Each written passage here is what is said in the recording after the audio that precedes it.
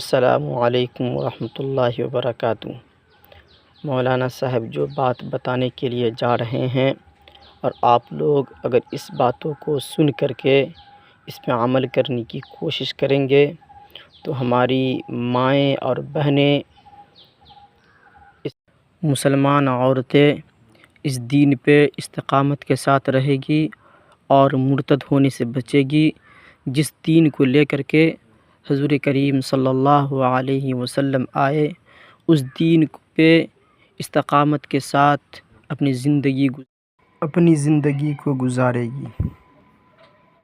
جمعیت علماء ہند کی طرف سے یہ اعلان ہر مسجد کے امام اور مؤذن کے لیے دیا گیا ہے کہ وہ مسجد کے مصلیان کو سنا دیں۔ اس سلسلے میں ہے کہ ارتداد کی بڑھتی ہوئی لہر کو روکنے کے لیے مندرجہ ذیل احتیاطی تدابیر پر عمل ضروری ہے۔ سب سے پہلی تدبیر جو یہاں پر بیان کی گئی ہے، اسلامی نظام کے مطابق مسلمان بچیوں کو پردے کا پابند بنایا جائے، ان میں حیا، عفت و عصمت کی حفاظت کا جذبہ اور عقیدہ توحید اور رسالت کی عظمت پیدا کی جائے۔ اس کے لیے روزانہ ہمارے گھروں میں آدھے گھنٹے ہی صحیح کسی مستند اور ذہن اور دل کو متاثر کر دینے والی کتاب کی تعلیم کی جائے، یا ازواج مطہرات اور صحابیات و صالحات کے ایمان افروز واقعات اور روح پرور زندگی سنائی جائے۔ نمبر 2، دوسری تدبیر یہ ہے کہ مخلوط نظام تعلیم، یعنی جس کو کہا جائے گا کہ کمبائنڈ، لڑکیاں اور لڑکے جہاں پر پڑھتے ہیں، مخلوط نظام تعلیم سے اپنی بچیوں کو بچایا جائے۔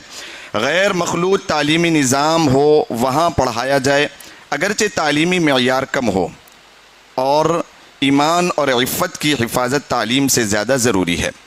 نمبر 3، تیسری تدبیر یہ ہے، جو لڑکیاں اسکولوں اور کالجوں میں پڑھ رہی ہیں ان کی دینی تعلیم و تربیت اور ذہن سازی کی بھرپور کوشش کی جائے، ان کو کچھ وقت کے لیے کسی عالمہ آپا سے وابستہ کرایا جائے، ان کی عادات، اطوار، اخلاق پر پوری نظر رکھی جائے، کردار سازی میں معاون بننے والا لٹریچر انہیں مطالعہ کرنے کے لیے یعنی پڑھنے کے لیے دیا جائے۔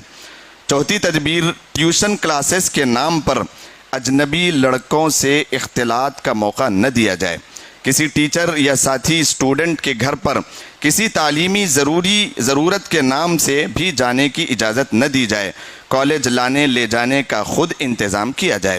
نمبر 5، اسمارٹ فون اور سواری کے بائک خرید کر نہ دی جائے، یہ دونوں چیزیں بے حیائی کے دروازے کھولتی ہیں۔ نمبر 6، موبائل ریچارج یا زیروکس کے لیے غیر مسلموں کے دکان پر جانے کی اجازت نہ دی جائے، اسی طرح کالج کے اندر یا اس سے قریب غیر مسلموں کے کینٹین سے بچنے کی ہدایت دی جائے۔ نمبر 7، غیر مسلم لڑکوں کی دوستی سے بھی روکا جائے کہ آئندہ غیر مسلم لڑکیوں کی دوستی سے بھی روکا جائے کہ آئندہ یہ دوستی بھی کسی فتنے کا دروازہ بن سکتی ہے۔